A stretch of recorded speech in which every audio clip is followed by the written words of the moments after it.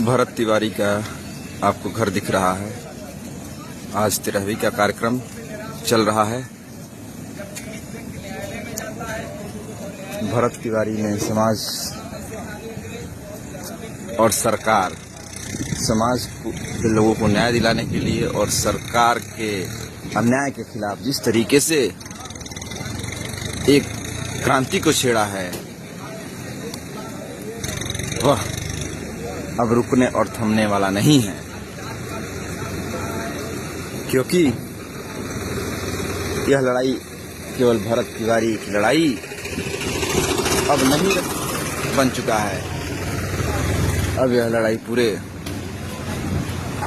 देश की लड़ाई बन चुका है, क्योंकि बिहार सरकार और तमाम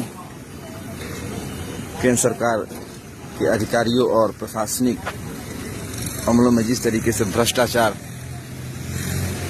का बोलबाला है और भ्रष्टाचार से आम आदमी कराह रहा है, दलित शोषित वंचितों की आवाज थे भरत तिवारी। देखिए तैयारियां चल रहा है। भरत तिवारी, तमाम सुबह सुबह लोग बैठे हुए हैं। शहीद भरत तिवारी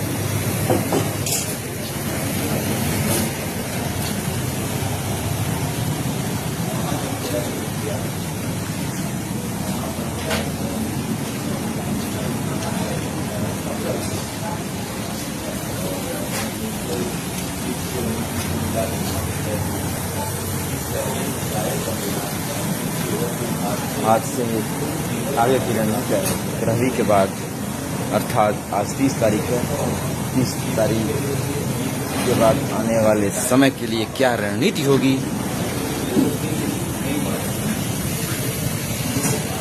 उसको तय किया जाएगा कि अब इस लड़ाई और युद्ध को किस तरीके से आगे बढ़ाना है। क्योंकि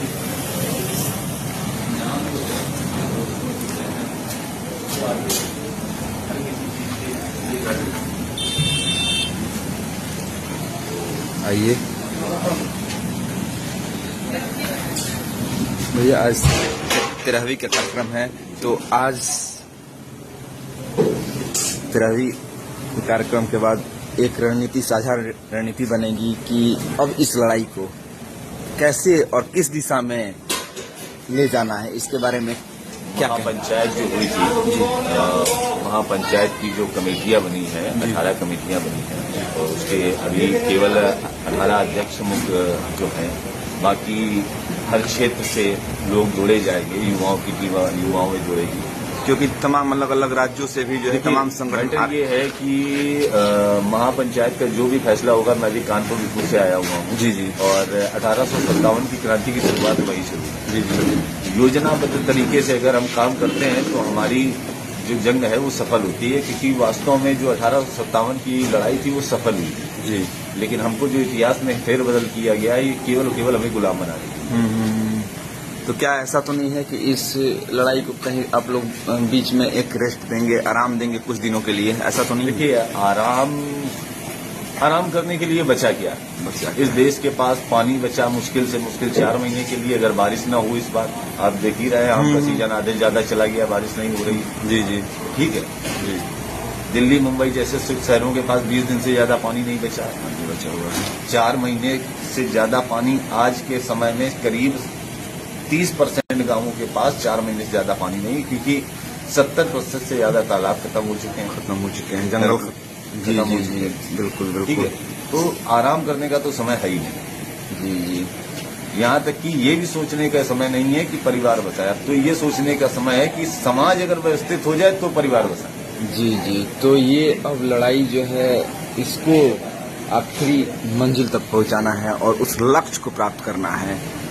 तभी जाकर के भरत तिवारी के लिए एक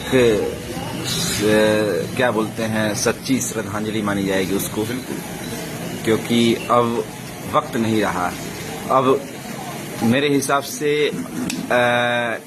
इस आंदोलन को कहीं न कहीं गांधीवादी तरीके से आप लोग आगे ले जाएंगे या कुछ क्या रणनीति है, कुछ बताइए। देखिए, हर किसी को तो कंट्रोल नहीं किया जा सकता, क्योंकि हर किसी व्यक्ति का स्वभाव है। क्योंकि यदि कहीं किसी भी आंदोलन में यदि बात करें हिंसा का प्रयोग होता है तो कहीं ना कहीं पुलिस प्रशासन को भी उस आंदोलन को खत्म करने का एक मौका मिल जाता है। देखिए, पुलिस प्रशासन को मौका मिले या कुछ भी मिले, कुल मिला के शुरुआत से लेके अंत तक हम एक ही चीज कहेंगे कि हम महापंचायत के हर फैसले के साथ रहेंगे, चाहे वो फैसला कैसा कुछ भी। क्योंकि अगर हमारे दरवाजे पे कोई चढ़ के आ रहा, हमारे परिवार पे कोई हाथ उठा रहा, तो हम केवल माला पकड़ के तो बैठ नहीं सकते। जी बिल्कुल। तो महापंचायत के जो भी सार्वजनिक तौर पे जो भी फैसले लिए गए हैं उसी फैसले के तहत आगे की रणनीति तय होगी और इस आंदोलन और जो भी भरत तिवारी ने एक युद्ध छेड़ा हुआ है उसको आगे बढ़ाने के लिए मिलजुल कर लोग जो है कार्य करेंगे। तो आइए दिखाते हैं, आज 13वीं का कार्यक्रम है, उनके घर के अगल बगल तैयारियां चल रहा है क्योंकि आज हजारों लाखों लोगों की पहुंचने की संभावनाएं हैं और आज जो है रणनीति तय होगी कि क्या करना है। आप लोग भी उनके साथ खड़े हैं। एक बात